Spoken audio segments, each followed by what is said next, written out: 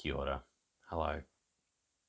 You know, it is very hard to write about medieval trade and economics, make it seem exciting.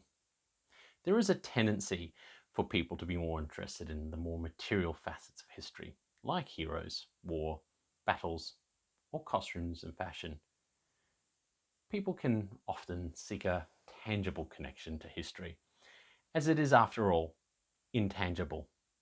This allows us to get excited about history, but I've found it regularly offers up only a surface level of understanding about history. What we're trying to do here on this channel is understand the deeper parts of medieval history, the forgotten and really discussed events that impacts the narratives of our past. There are many events and factors that drive history. One of those, which is very important, is the socio-economic past of our life.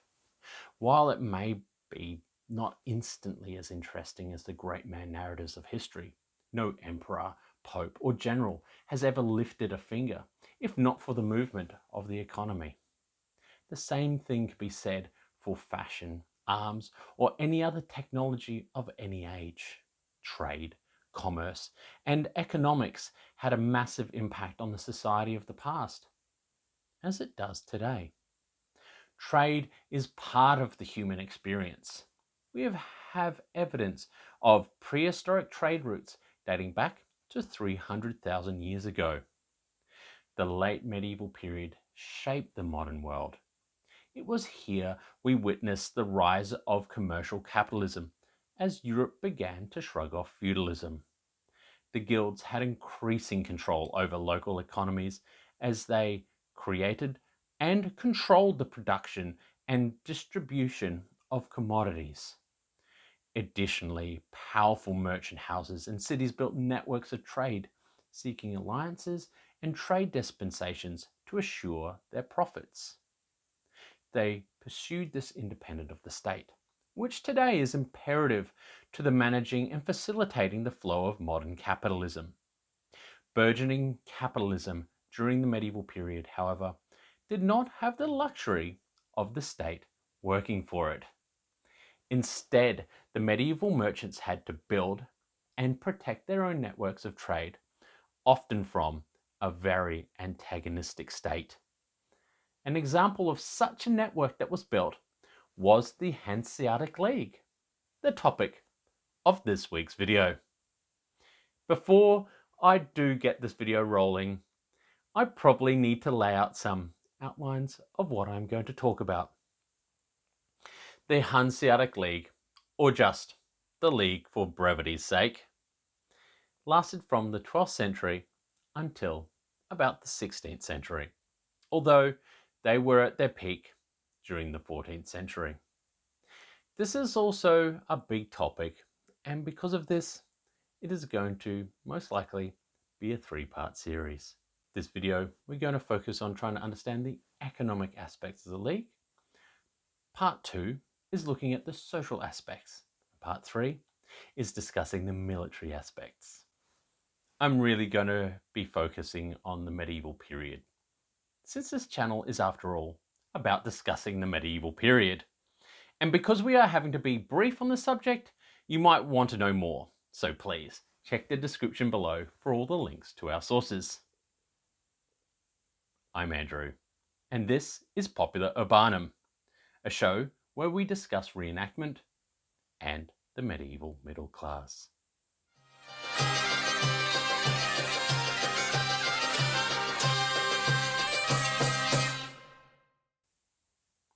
So, what was the Hanseatic League? As with many things we discuss here on the channel, the origins of the League is hard to pin down. And what I'm going to do here is make some generalizations. The bulk of the Hanseatic League was formed from German cities who had been provided with free status by the emperor. At any one time, membership from the League had been listed from 96 towns to around about 70.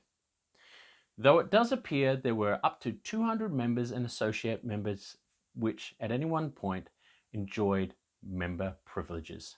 but even then it may have been as few as 100. What can be said, however, is that the word Hanse has its roots in Old German meaning guild or trade association, although even then the members of the Hanseatic League did not come to call themselves the Hanseatic League until 1239. Made up of member and non-member cities, the League was formed from, as we've said, the 12th century lasting until the 16th century. It has to be noted there is only one member of the League which was not a city, the Grand Master of the Teutonic Order. Even though the League was based out of many German cities, it reached far through Central Europe, the Baltic, and the North Sea. Through trade alliances and warfare during the 14th century, the League was able to secure a near monopoly of trade through the Baltic, and their influence of the League from one time to another stretched from Köln to Novgorod and as far north as Greenland. At the center of this trading network sat Lübeck, which was the seat of the League. Here, yearly council meetings took place. While the League can easily be characterized as an alliance or a federation, or, in the medieval term, a societas or collegium, the League was far less than that. Here, there was no common or shared resources within the Hanseatic League, which we would come to expect of one of those societies. The only aim from the member cities was to establish and maintain trade rights and to protect trade. While individual cities and guilds existed within the League, and in turn they collected their wealth and resources, what bound membership to the League was oaths and mutual aid. So, if you're a member of the Hanseatic League, what benefit did membership grant you? Access to the League markets. These special alliances were beneficial not only to a city's wealth, but also offering mutual aid in dealing with trade disputes, common law, piracy, and mutual defense should you become under attack. Essentially, the League set itself up as one big trade cartel against non-member traders. So medieval trade was not an environment of free trade like we would like to imagine it. Merchants suffered all kinds of taxes, duties, levies from all manner of city officials, kings, dukes, princes, and even other guilds while they were shipping goods. The Hanseatic League was one way to reduce these levies in local and foreign markets.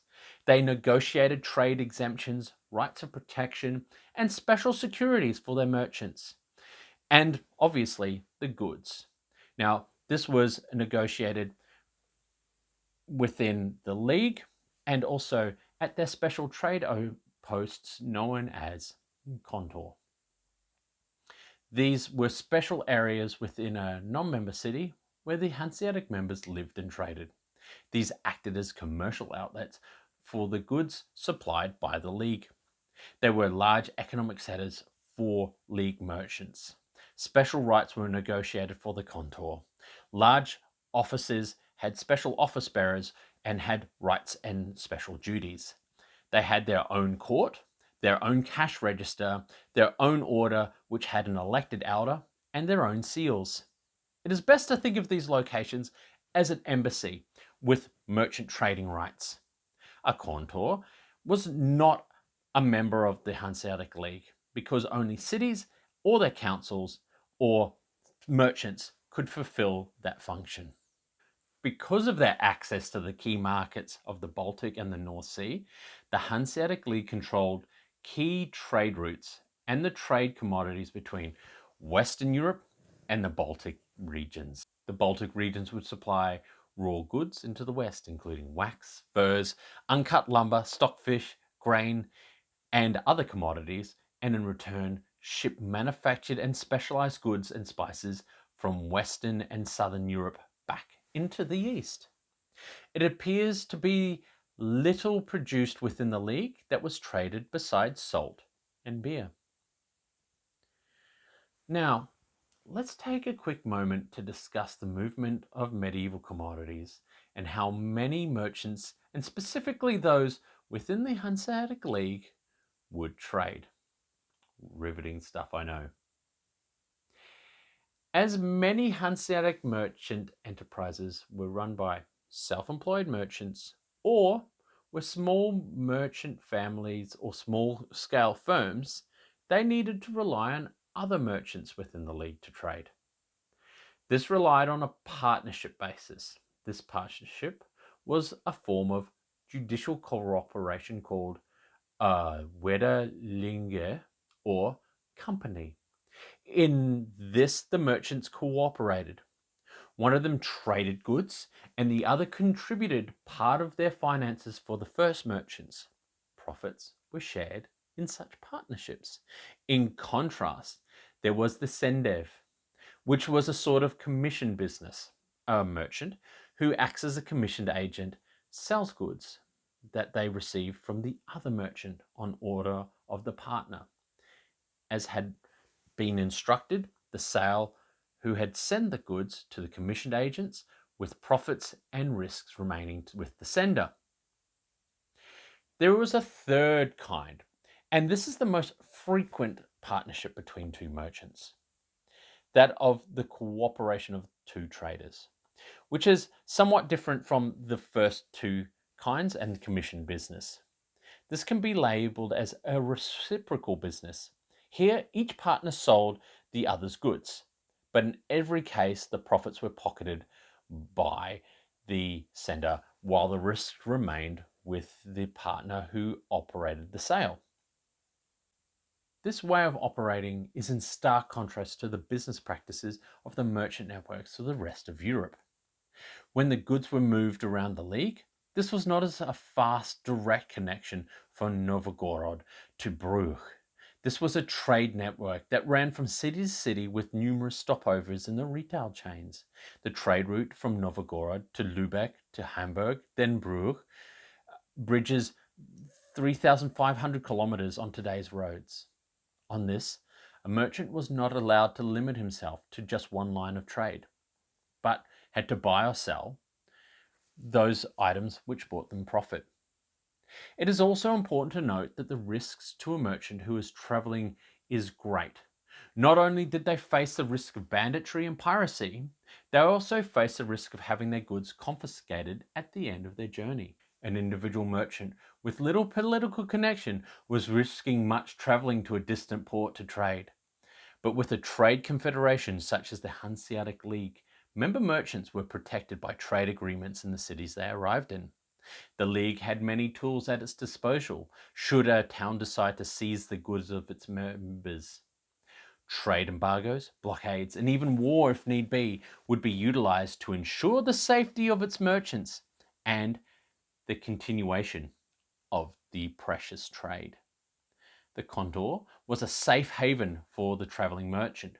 Political and economic pressure was applied when necessary to keep the trade going. This all worked.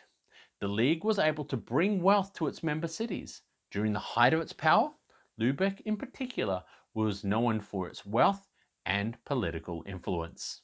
While the Hanseatic League has been characterized as an alliance of cities or a state of cities or as a merchant empire, none of this seems to play out. Instead, it is something which is alien to the modern understanding of trade and economics. Our disposition towards national economics and state-controlled trade and markets finds the idea of the Hanseatic League hard to articulate. How could merchants operate and trade independently of the state? The Hanseatic League is thoroughly something which exists in the medieval. It operates on the understanding of mutual aid. We need to think of it as one big guild, while at the same time not creating one, an organization created to benefit the individual rights of the members and their industry. The League engaged in protectionism and militarism to protect its economic interests. This is behaviors that we would come to expect and see from a modern state power. It can be argued that for capitalism to function, that such a structure as the state needs to exist to protect the interests of the capitalist enterprise. It is through the creation of a league that the Hanseatic cities were able to function as an ersatz state for the purposes of trade. Clearly this worked, because it was only in the 16th century and the rise of the coherent modern state, as we recognize it today, which was able to weaken the structure of the Hanseatic League enough that it was unable to wield the economic and political powers it once had. Next in the series, we'll have a look at the social developments of the Hanseatic League and how that allowed the League to function and prosper.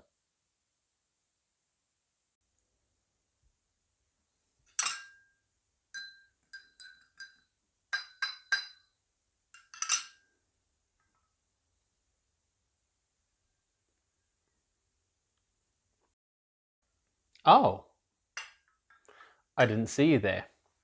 That must mean you must have enjoyed the video. So, why don't you like, comment, and subscribe? And remember, stay safe, have fun, and keep reenacting.